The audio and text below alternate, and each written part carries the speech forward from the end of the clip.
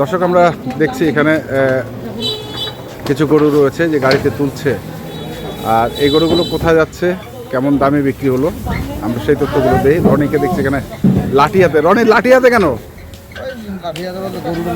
Disturb করতেছে একটু।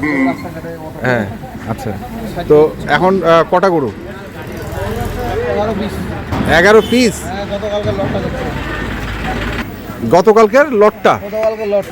আচ্ছা, 85,500 টাকার যে লটটা দিলাম আমরা, দেশি গরু। আর তোমার হচ্ছে লাইফ ওয়েট ছিল 450।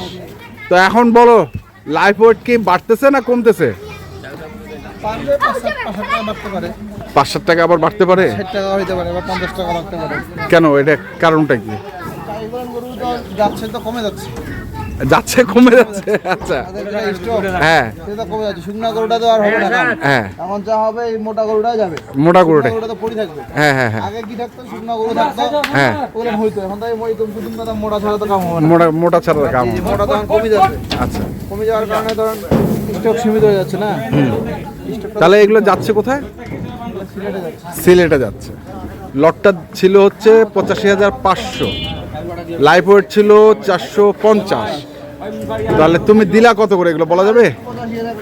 85,000 করে দিয়ে দিছো।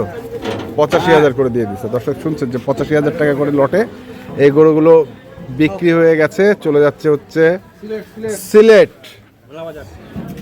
সিলেট ভোলা বাজার, একদম সুরমা ব্রিজ। তো ঠিক আছে, মোবাইল নাম্বারটা বলে দাও। 01767 হ্যাঁ, 301260। এই নাম্বারে যোগাযোগ করলে পাবে। হ্যাঁ পাবে। ঠিক আছে, ধন্যবাদ।